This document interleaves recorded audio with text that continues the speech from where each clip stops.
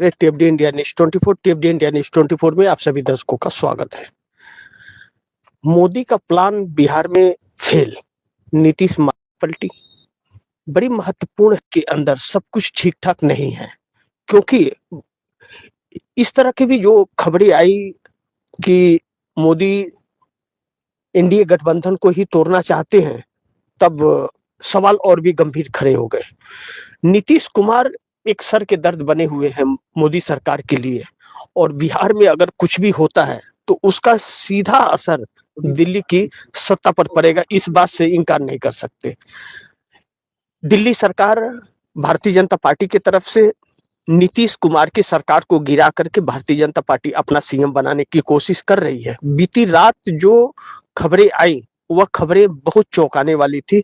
किसी ने उम्मीद नहीं की थी कि भारतीय जनता पार्टी इतना जल्दबाजी करेगी। कहीं ऐसा तो नहीं नरेंद्र मोदी की जल्दबाजी उनके लिए घातक साबित हो जाए, यह देखना बड़ी महत्वपूर्ण होगा। लेकिन दो सवाल इसमें बहुत अहम उठ खड़े हुए हैं। पहला कि नीतीश ने मोदी को कहीं का नहीं छोड़ा, मोदी कुर्सी दांव पर लगा बैठेंगे।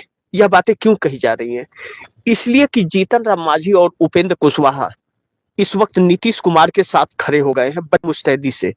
कहा यह जा रहा है, कल की भी खबरें मैंने आप दर्शकों को बताया था कि भारतीय जनता पार्टी, यह खबर निकल रही है कि 2/3 बहुमत एकत्रित कर ली है। क्या यह सिर्फ हवा में छोड़ा गया बात है, हवा चलाया जा रहा है? एक क्या रिएक्ट आता है दलों का, सहयोगियों का इस चीज के लिए, या एक नेगेटिव चलाया जा रहा है या वाकई यह हकीकत है? आप दर्शक समझिए, भारतीय जनता पार्टी बिहार के अंदर 89 सीटों पर है। कितना? 89। चिराग पासवान भारतीय जनता पार्टी के साथ हैं, वह कहीं भी नहीं जा सकते। चिराग पासवान के पास 19 सीटें हैं। 89 और 19 कितनी हुई? तो 89 100 यानी कि 108 सीट हुई इनकी। तो 108 सीट, 122 का बहुमत का आंकड़ा है बिहार विधानसभा का। बिहार विधानसभा के लिए 122 चाहिए और 108 है। अगर उपेंद्र कुशवाहा के 3 विधायक भारतीय जनता पार्टी के पास आते भी हैं, मान लिया आते हैं, क्योंकि वो भाजपा के साथ हैं, एक तरह से टूटे हुए हैं, सिर्फ ऐलान नहीं हुआ है, तो भी भारतीय जनता पार्टी 111 पर अटक जाती है। 122 का आंकड़ा चाहिए। जीतन राम मांझी के पास 4 है, जीतन राम मांझी आ नहीं रहे हैं, तो 2/3 बहुमत कहां से आ रहे हैं भारतीय जनता पार्टी के पास? ये बहुत बड़ा सवाल है। दूसरा तरफ जो समीकरण है, नीतीश कुमार, जो 14 तारीख तक की बात कही जा रही थी, अब नीतीश कुमार भी एक्टिव हो गए।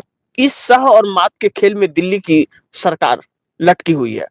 अब आप दर्शक इसे बड़ी ध्यान से समझने का प्रयास कीजिए कि इस वक्त के जो हालात है, वह हालात इतने अच्छे नहीं है नरेंद्र मोदी सरकार के लिए, क्योंकि नीतीश कुमार, उपेंद्र कुशवाहा की पार्टी आरएलएम वह मर्ज करेगी जेडीयू के अंदर। अगर जेडीयू के अंदर वह मर्ज करती है तो आरएलएम के उपेंद्र कुशवाहा की पार्टी के 3 विधायक तो चले गए, उनके 4 ही थे। एक उनकी स्वयं की पत्नी है उपेंद्र कुशवाहा की, मानते हुआ पार्टी विलय कर दिए। विलय करने का तात्पर्य है कि एक विधायक, यानी कि 85 है नीतीश कुमार का, 86 होगा। लेकिन जीतन राम मांझी के 4 विधायक मुस्तैदी से नीतीश कुमार के साथ खड़े हो गए हैं। जीतन राम मांझी ने साफ कर दिया, हम तो नीतीश के समर्थन में, यानी कि भारतीय जनता पार्टी की सपोर्ट नहीं करेंगे जीतन राम मांझी, यानी कि भारतीय जनता पार्टी के लिए कोई एक्स्ट्रा नहीं आ रहा है। असुद्दीन ओवैसी के विधायक जो है वह भारतीय जनता पार्टी के साथ नहीं जा सकते। अगर जाएंगे तो उनकी राजनीति समाप्त हो जाएगी और भारतीय जनता पार्टी उन्हें रखेगी भी नहीं। चूंकि अगर वह हिंदू होते तो यह रख लेते, चूंकि वह मुस्लिम है, यह रखेंगे नहीं, इनके पार्टी में उसका सम्मान नहीं है। लेकिन जरूरत पे घुटने टेक देती है भारतीय जनता पार्टी, यह बात सत्य है, इस बात से इनकार नहीं कर सकते। ऐसे में असुद्दीन ओवैसी ने स्वयं यह बात कही थी कि हम नीतीश कुमार को समर्थन देंगे भाजपा को अगर छोड़ करके आते हैं तो। लेकिन उन 5 विधायकों ने, असुद्दीन ओवैसी के जो 5 विधायक सीमांचल के क्षेत्र से जीत करके आए, उन्होंने नीतीश कुमार से मुलाकात की। नीतीश कुमार से मुलाकात करने के बाद उन्होंने जो मीडिया को इंटरव्यू दिया और इंटरव्यू में यह कहा कि नीतीश कुमार हमारे राजनीतिक गुरु हैं। तो राजनीतिक गुरु का बात कह करके उन्होंने यह संकेत दे दिया कि वह नीतीश कुमार के साथ है, यानी कि असदुद्दीन ओवैसी और इनके बातों में तालमेल नजर आई, लेकिन इसमें एक डिफरेंस यह नजर आया कि असदुद्दीन ओवैसी कह रहे थे कि हम समर्थन देंगे, कुछ शर्तें रख रहे थे और यह डायरेक्ट आ गए। यानी नीतीश कुमार ने इनको कहीं ना कहीं 2 मंत्रालय देने के लिए कहा है, 5 विधायकों में 2 मंत्रालय, जिसका नई नियुक्ति मंत्रालय का कर दिया नीतीश कुमार ने। तो यह 5 इनके साथ है, बहुजन समाज पार्टी के भी साथ है और पूरा विपक्ष इनके साथ है। तो कहीं से भी किसी भी कीमत पर भारतीय जनता पार्टी की सरकार बनती नजर नहीं आ रही है। इसका मतलब है कि यह खबर सिर्फ उड़ाई जा रही है, पहली चीज। दूसरा, भारतीय जनता पार्टी को हल्के में नहीं ले सकते। ईडी, सीबीआई, इनकम टैक्स, इन सभी चीजों का वह उपयोग करती है। जब उपयोग करती है तो वह किसी भी हद तक जा भी सकती है, यह बात भी सत्य है। तो ऐसे में क्या आरजेडी के 25 विधायक हैं, क्या आरजेडी के टूट रहे हैं? ऐसा कोई संकेत नहीं है। और आरजेडी की जो है वह टूटने वाले नहीं है। अगर ऐसा होता तो पिछली बार ही भारतीय जनता पार्टी नीतीश के चक्कर में न पड़ के आरजेडी को तोड़ करके बना लेती हो, और इस बार तो मात्र 25 जो गद्दावर है वही जीत के आए हैं। तो इसका मतलब भारतीय जनता पार्टी नहीं कर रही है और नीतीश कुमार किसी भी कीमत पर अब भाजपा को बर्दाश्त नहीं करेंगे, क्योंकि भाजपा ने बहुत ही धोखा दिया है अब नीतीश कुमार को। ऐसे में नीतीश कुमार के सांसद का बयान आया था कल के कार्यक्रम में, मैंने आप दर्शकों को बताया था कि नीतीश कुमार के सांसद का जो बयान आया कि भारतीय जनता पार्टी तोड़ना चाहते, नीतीश कुमार बहुत सतर्कता बरत रहे। अगर जिस जो खबर निकल रही है कि भारतीय जनता पार्टी खरवास के अंदर नीतीश को हटा देगी और अगर नीतीश बच गए तो यह तय है कि खरवास के बाद प्रधानमंत्री नरेंद्र मोदी प्रधानमंत्री नहीं रहेंगे।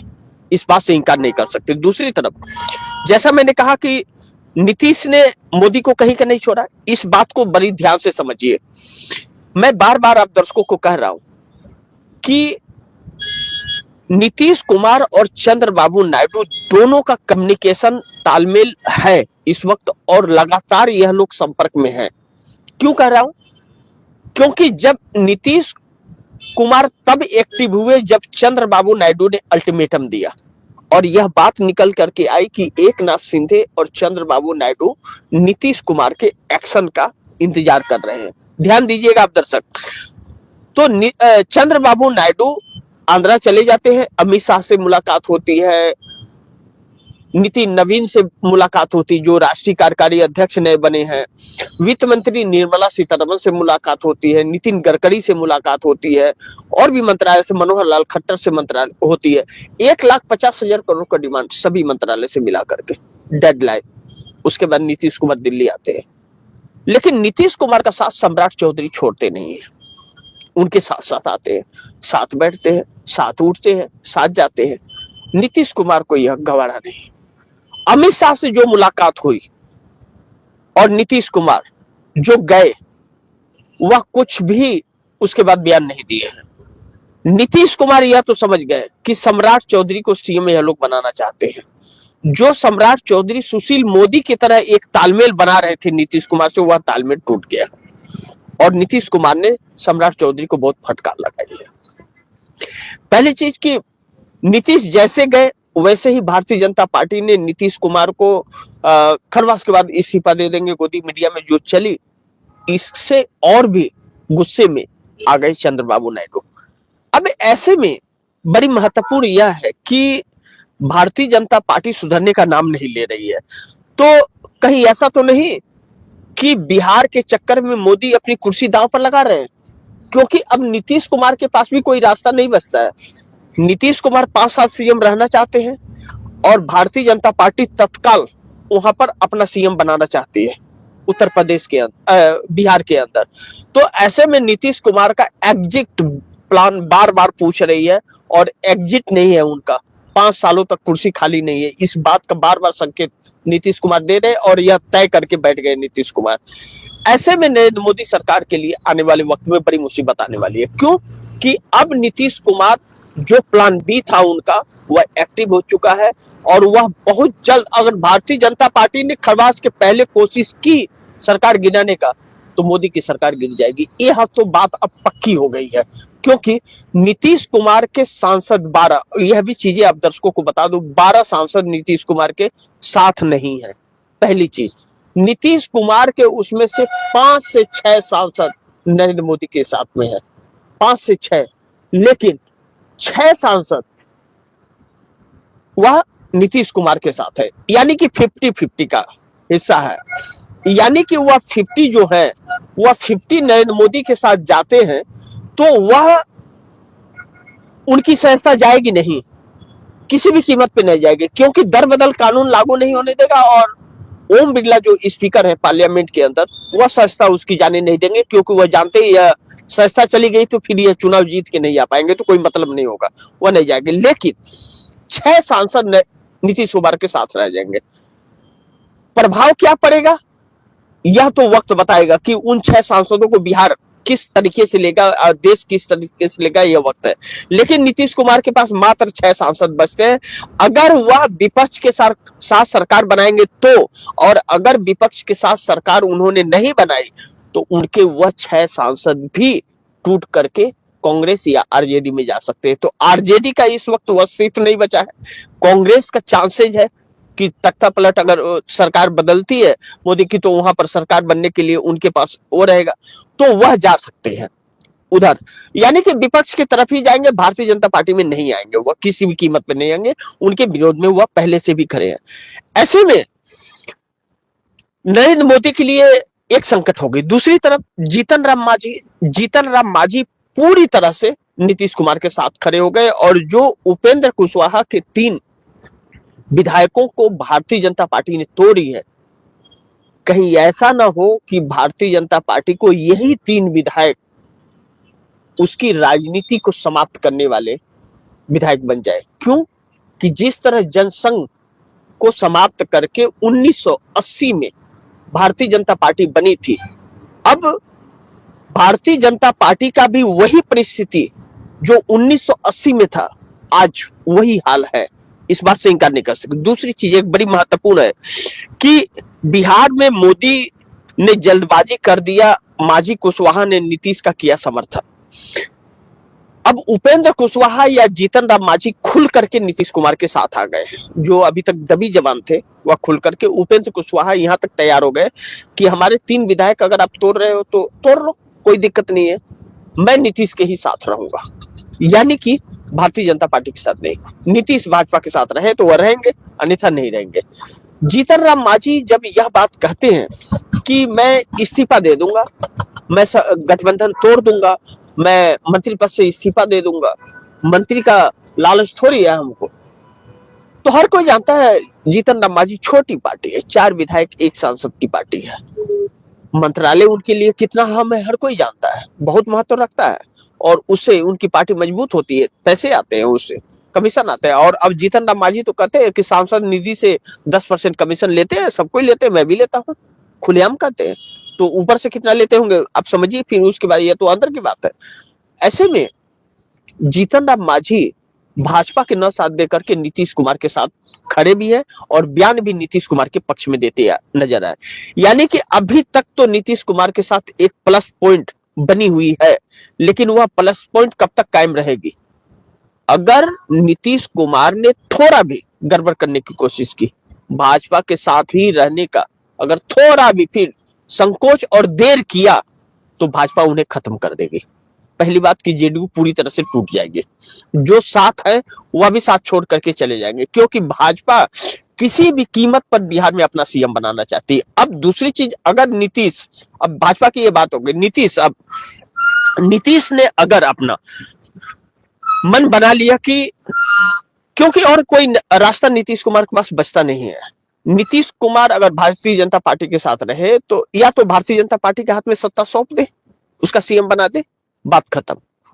वह डिप्टी सीएम तो बनेगा नहीं, 20 साल जो व्यक्ति मुख्यमंत्री रहा, डिप्टी सीएम तो बनेगा नहीं, तो उन्हें संन्यास ही लेना पड़ेगा, यानी से पूरी तरह से भाजपा को सौंप देना, यानी कि उनकी पार्टी का अस्तित्व खत्म हो जाना।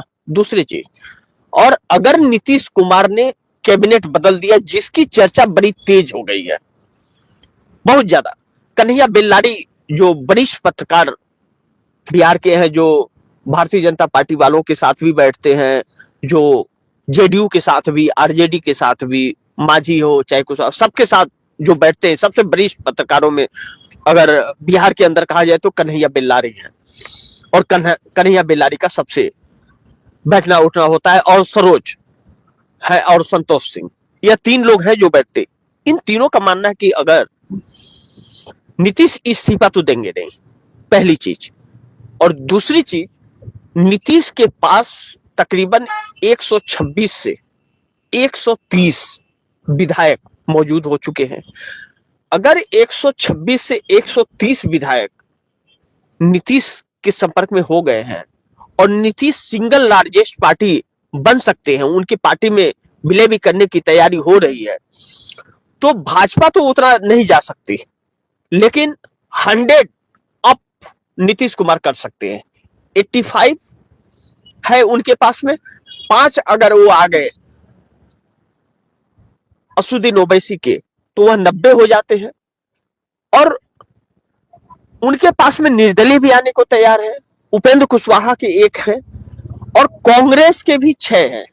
इसे भी ध्यान रखिएगा, वह भी भारतीय जनता पार्टी नीतीश कुमार के साथ जा सकते हैं, नीतीश कुमार की पार्टी की सहायता ले सकते हैं, यानी कि 100 अप कर सकते हैं। लेकिन भारतीय जनता पार्टी किसी भी कीमत पर 100 अप नहीं कर सकती, महत्वपूर्ण यह है। ऐसे में नीतीश कुमार विपक्ष के साथ एक कंफर्टेबल सरकार चला सकते हैं, इस बात से इनकार नहीं कर सकते हैं।